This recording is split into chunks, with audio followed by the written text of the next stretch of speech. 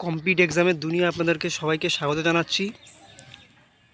আজ আপনাদের জন্য নিয়ে এসি পিকে দে সরকারের ইংলিশ বইয়ের একটি প্রেসি এক্সারসাইজ 2 এর যারা যারা এই পিএসসি ক্লার্কশিপের মেনের জন্য প্রিপারেশান নিচ্ছেন, তারা সবাই হয়তো এখন থেকেই প্র্যাকটিস করছেন।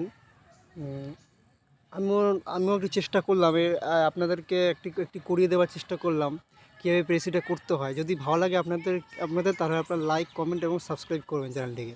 তাহলে আমরা শুরু করছি প্রথম এক্সারসাইজ 2 এর প্রথম 1 নম্বর প্রশ্নটা, যেখানে একটি প্যারা তুলে দেওয়া হয়েছে। এই প্যারাটিকে পড়তে হবে, ভালো করে বুঝতে হবে এবং আমাদেরকে শেষে কী করতে হবে, এটা শর্টে লিখতে হবে, প্রেসির আকারে লিখতে হবে। তাহলে আমরা শুরু করছি।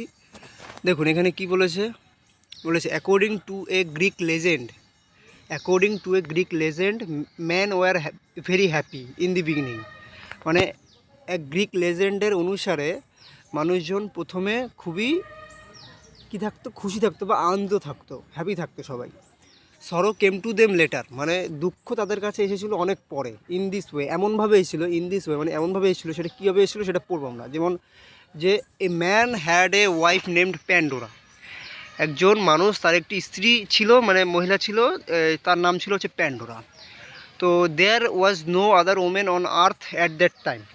তা ওই সময় পৃথিবীতে আর কি, মানে শুধু ওই প্যান্ডোরা নামে মহিলা ছাড়া অন্য কোনো মহিলার ছিল না। তো she had a box given her by Jupiter, king of gods. তো তখন যে ভগবানের যে রাজা ছিল, সেই রাজার নাম ছিল জুপিটার। এই জুপিটার তাকে একটা বাক্স দিয়েছিল, মানে প্যান্ডোরাকে একটা বাক্স দিয়েছিল।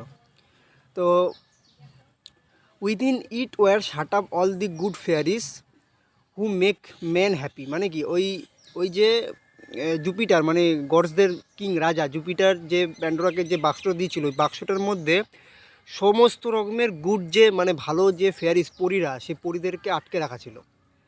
মানে যেখান থেকে, মানে যাদের মাধ্যমে আর কি মানুষজন কী থাকতো, সবসময় খুশি থাকতো। তো Pandora did not know this but she was asked never two look into the box. মানে প্যান্ডোরা এটা জানতো না যে বাক্সের মধ্যে কী আছে, কিন্তু প্যান্ডোরাকে মানে এটা ওয়ার্নিং দিয়ে দেওয়া হয়েছিল যে বাক্সটা কখনো খুলে যেন না দেখে। তো মানে ভিতরে কী আছে সেটা দেখবার জন্য চেষ্টা না করে। কিন্তু এবার কিউরিসিটি বলে একটা জিনিস তো আছেই নাকি। তো one day her curiosity goat the better of her. একদিন কি হয়, তার কিউরিসিটি মানে কৌতূহল মানে অত্যন্ত বেশি বেড়ে যায়। And she lifted the lead, এবং সে কী করে, সে তখনই ঢাকনাটা খুলে ফেলে। ওই যে বাক্সের যে ঢাকনাটা, সেই বাক্সের ঢাকনাটা, লিড মানে ঢাকনা, লিফট মানে খুলে ফেলে। তো when all the fairies came out, তখন কী হয়, সমস্ত যত ফেয়ারিসগুলো ছিল, সব ফেয়ারিসগুলো পরীরা সব বেরিয়ে যায়, অ্যান্ড ফ্লি আওয়ে, এবং উড়ে চলে যায়। Only the sweet fairy of hope was left, একমাত্র একটি মিষ্টি একটা পরী, সেটা পরীর নাম হচ্ছে আশা, সেই পরীটি একমাত্র রয়ে যায়। When Pandora close the box, মানে যখন প্যান্ডোরা বাক্সটি বন্ধ করে, তখন ওই একমাত্র ওই হোপ নামের যে ফেয়ারিটি, ওই ফেয়ারিটি একমাত্র থেকে যায়। But all the others war lost two mankind for ever, এবং বাকি সমস্ত পরীরা কী হয়, হারিয়ে যায়। মানে মানুষের মধ্যে থেকে সমস্ত পরীরা হারিয়ে যায়। মানে এখানে গল্পটার ভিতরে অ্যাকচুয়ালি কী বলতে চাইছে, যে একসময় এরকম একটা লেজেন্ড, এরকম মানে একটা গল্প কথা, এটা একটা, যে প্যান্ডোরা নামে একটি মহিলা ছিল, সে ছিল পৃথিবীর প্রথম মহিলা। তো সেই মহিলাটিকে একটি বাক্স দেওয়া হয়েছিল জুপিটারের দ্বারা। আমরা কীভাবে লিখবো, অ্যাকচুয়ালি প্রেসিডেন্ট কীভাবে লিখবো, এভাবে লিখবো যে বাক্সটি দেওয়া হয়েছিল জুপিটারের দ্বারা, মানে কিং অফ গড, ভগবানের রাজা জুপিটার দিয়েছিল একটি, এবং তার সঙ্গে তাকে ওয়ার্নিং দিয়ে দিয়েছিল যে যাতে এটা খুলে না দেখে।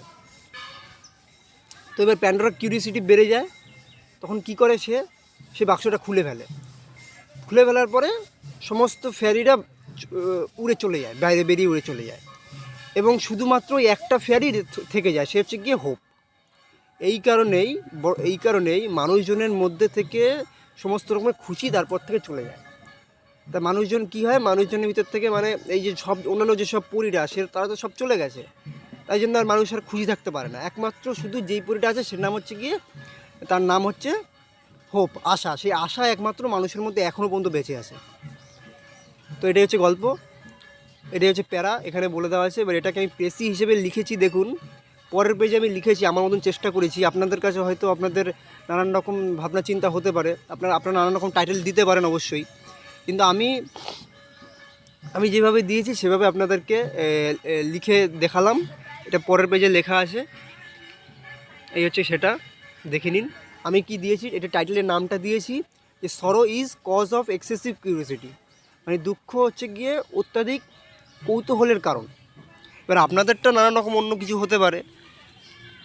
তো বাই, আমি কি লিখেছি দেখুন, by a Greek legend Pandora the first woman. ভালো করে দেখবেন কীভাবে লিখেছি, শর্টে লিখতে হবে। এখানে আগের যে প্যারাটা, সেই প্যারাটা ছিল 150 ওয়ার্ডের মতন, তো এটাকে আমার কমপ্লিট করতে হবে 1/3, মানে 50 থেকে 55, এর মধ্যে আমার কমপ্লিট করতে হবে। এই যে টাইটেলটা দেখছেন, এই টাইটেলটা সমেত, টাইটেলটা শুদ্ধ, বাকিটুকু সবটুকু মানে যে যতগুলো ওয়ার্ড থাকবে সবকটা 50টা ওয়ার্ডের মধ্যে কমপ্লিট হতে হবে।